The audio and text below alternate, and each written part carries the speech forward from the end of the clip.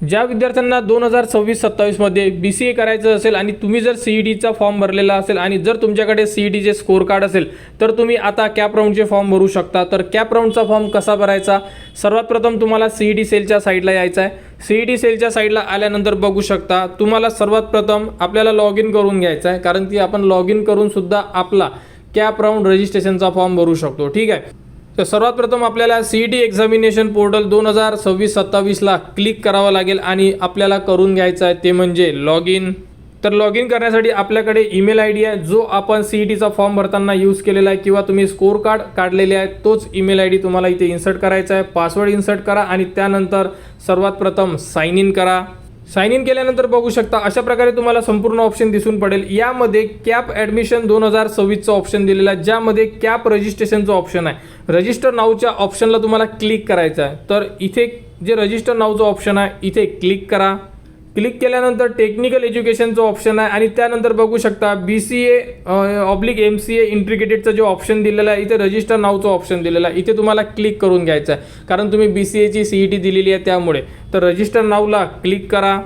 त्यानंतर तुम्हाला विचारण्यात येणार आहे की तुम्ही CET दिलेली आहे का, तर तुम्हाला इथे यस क्लिक करायचं आहे। त्यानंतर तुम्हाला इथे तुमचा ॲप्लिकेशन नंबर, इथे रोल नंबर टाका, इथे जन्मतारीख टाका आणि त्यानंतर चेक CET डिटेल्सला तुम्हाला क्लिक करायचं आहे। जर तुमची संपूर्ण माहिती ओके असेल तर तुमची CETचे संपूर्ण मार्क इथे तुम्हाला दिसून पडेल। ठीक आहे, तर ते मार्क्स एकदा चेक करा। मार्क्स तुम्हाला जे CETमध्ये मिळालेले आहेत तेच तुम्हाला स्क्रीनवर दिसून पडेल। ठीक आहे, त्यानंतर जो चेकबॉक्स दिलेला आहे तिथे क्लिक करा आणि सेव्ह अँड प्रोसीडला क्लिक करा। त्यानंतर तुम्हाला तुमचे जे डॉक्युमेंट्स व्हेरिफिकेशन आहे अशा प्रकारे दोन ऑप्शन येतील। यामध्ये एक ई स्क्रुनिटी आणि फिजिकल स्क्रुनिटी असे दोन ऑप्शन येतील। यामध्ये तुमचे डॉक्युमेंट्स ऑनलाईन व्हेरीफाय होणार आणि यामध्ये तुम्हाला कॉलेजला जाऊन तुमचे डॉक्युमेंट्स हे ऑनलाईन व्हेरीफाय करून घ्यायचे आहेत। तर तुम्हाला जर तुमच्या आजूबाजूला कॉलेज असेल तर तुम्ही फिजिकल स्क्रुनिटी घ्या, जेणेकरून तुमचे डॉक्युमेंट्स तुमच्या डोळ्यासमोर व्हेरीफाय होतील आणि तुम्हाला कन्फर्मेशन लेटर मिळेल। आणि जर जवळपास कॉलेज नसेल तुमच्या तर ई स्क्रुनिटी घेऊ शकता। फक्त ई स्क्रुनिटीमध्ये एकच प्रॉब्लेम आहे, जर तुमच्या डॉक्युमेंट्समध्ये काही अडचण आली तर तुम्हाला ऑनलाईन त्रुटी येणार आणि ती त्रुटी तुम्हाला पूर्ण करावी लागेल। ठीक आहे, नाहीतर मग तुम्हाला समोर अडचणी जाऊ शकतात। तर यामधून एक ऑप्शन सिलेक्ट करा। त्यानंतर बघू शकता तुम्हाला सर्वात प्रथम आता तुमचे रजिस्ट्रेशन सुरू होणार। तर यामध्ये तुम्हाला सर्वात प्रथम तुमचं जेही एज्युकेशन आहे हे महाराष्ट्रामध्ये झालेलं आहे का याबद्दल विचारण्यात येणार आणि तुमचं जे डोमेसाईल आहे तुमच्याकडे डोमेसाईल किंवा तुमचा जो जन्म आहे हा महाराष्ट्रामध्ये झालेला आहे का, तर याबद्दलचं तुम्हाला ऑप्शन विचारण्यात येणार। तर यासाठी तुम्हाला एक नंबरचं ऑप्शन चूज करायचं आहे। आणि जर तुमचं जेही आहे स्टेट आहे हे अदर असेल किंवा तुमचं शिक्षण जर अदर झालेलं असेल म्हणजे अदर महाराष्ट्र सोडून जर झालेलं असेल अदर स्टेटमध्ये, तर तुम्हाला यामध्ये भरपूर ऑप्शन दिलेला आहे। यामधून संपूर्ण ऑप्शन रीड करावं लागेल आणि त्यामधून एक ऑप्शन चूज करावं लागेल। जर तुमचं संपूर्ण शिक्षण महाराष्ट्रात असेल आणि तुमच्याकडे डोमेसाईल किंवा मग तुमचा जन्म महाराष्ट्रात झालेला असेल तर तुम्ही एक नंबरचं ऑप्शन क्लिक करू शकता आणि त्यानंतर सेव्ह अँड प्रोसीडला क्लिक करा। त्यानंतर बघू शकता इथे तुम्हाला विचारण्यात येणार तुमच्याकडे डोमेसाईल सर्टिफिकेट आहे का, तर इथे डोमेसाईल किंवा तुम्ही TC देऊ शकता किंवा बर्थ सर्टिफिकेट सुद्धा देऊ शकता। तीनपैकी एक डॉक्युमेंट तुम्ही इथे देऊ शकता। 10वी कोणत्या डिस्ट्रिक्टमधून केलेली आहे, त्यानंतर जे तुमचं 12वी आहे कोणत्या डिस्ट्रिक्टमधून झालेलं आहे, त्यानंतर इथे तालुका टाका, इथे तुमची युनिव्हर्सिटी ॲटोमॅटिकली येऊन जाणार। ठीक आहे, अशा प्रकारे तुम्हाला तुमचं जे एज्युकेशन कुठे झालेलं आहे ही माहिती यामध्ये संपूर्ण ॲड करून घ्यायची आहे। त्यानंतर बघू शकता तुमची कास्ट कोणती आहे, तर बघा यामध्ये SC ST OBC संपूर्ण कास्टचा उल्लेख करण्यात आलेला आहे। तुमची जीही कास्ट असेल ती यामधून तुम्हाला सिलेक्ट करायची आहे। आमची OBC आहे तर आम्ही इथे OBC कास्ट सिलेक्ट करणार आहे। तुम्ही तुमची कास्ट तुमच्या कास्ट सर्टिफिकेटवर दिलेली आहे ती कास्ट यामध्ये सिलेक्ट करा। त्यानंतर बघू शकता पोटजात विचारण्यात आलेली आहे, कारण की तुमच्या कास्ट सर्टिफिकेटवर पोटजात सुद्धा असेल। कोणाची कुणबी असेल, कोणाची पवार असेल, कोणाची माडी असेल, त्यामधून तुम्हाला सिलेक्ट करायची आहे। ते संपूर्ण माहिती तुमच्या कास्ट सर्टिफिकेटवर दिलेली आहे। त्यानंतर व्हॅलिडिटी आहे का, आमच्याकडे नाही आहे, आम्ही अप्लाय केलेला आहे त्यामुळे आम्ही ते अप्लाइड बट नॉट रिसिव्हचा ऑप्शन क्लिक करतोय। तुमच्याकडे असेल तर तुम्ही अवेलेबल करू शकता, नसेल तर नॉट अप्लाइड ऑप्शन आहे तुम्हाला तिथे क्लिक करू शकता। त्यानंतर जर तुम्ही अप्लाय केलेला असेल तर तुम्हाला अशा प्रकारे माहिती विचारण्यात येणार, रिसिप्टचा नंबर, रिसिप्टची डेट, त्यानंतर ऑथॉरिटी कोणी दिलेली आहे, कोणत्या तारखेला तुम्ही टाकलेली आहे, त्यानंतर नाव काय आहे तुमच्या कास्ट व्हॅलिडिटीच्या रिसिप्टवर।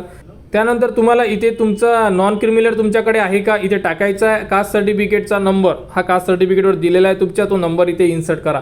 अशा प्रकारे कास्ट आणि नॉन क्रिमिनल व्हॅलिडिटीची इन्फॉर्मेशन संपूर्ण माहिती टाका आणि त्यानंतर सेव्ह अँड प्रोसीडला क्लिक करा।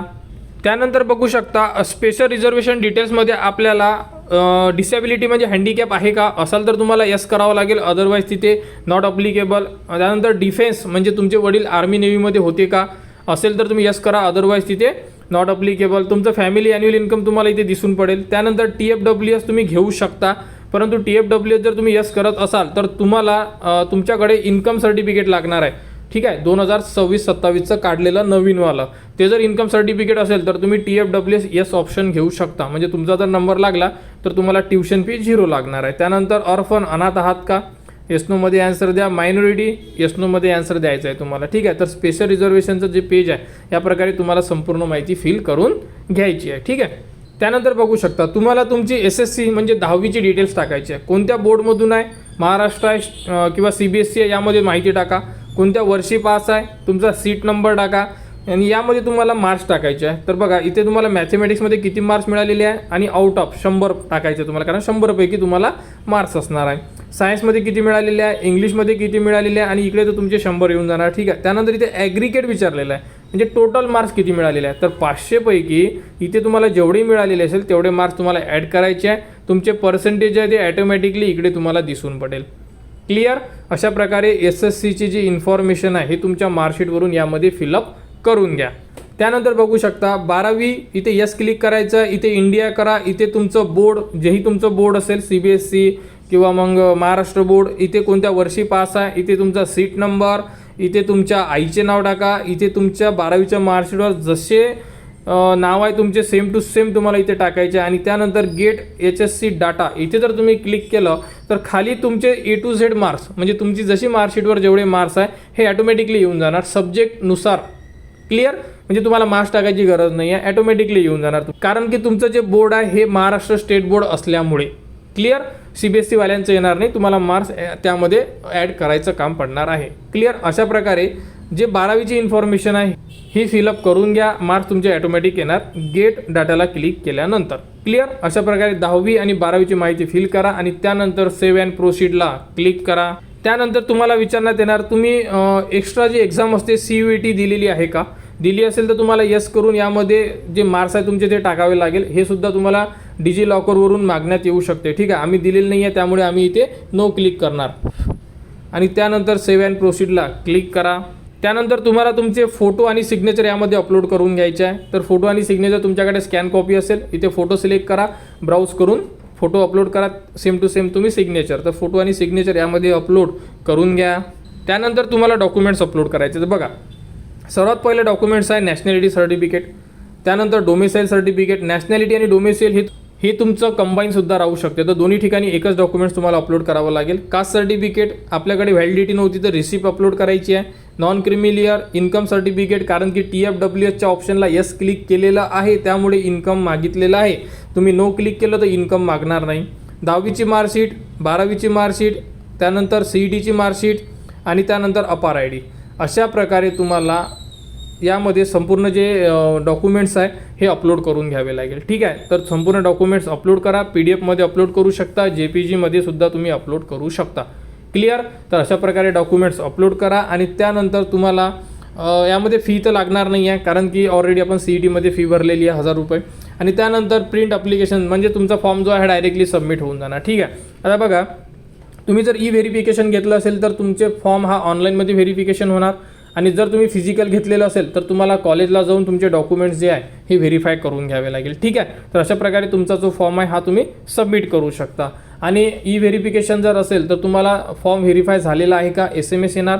रिवर्ट आला म्हणजे काही अडचण आली, काही त्रुटी आली तर तुम्हाला ऑनलाईनमध्ये ती कंप्लीट करावी लागेल.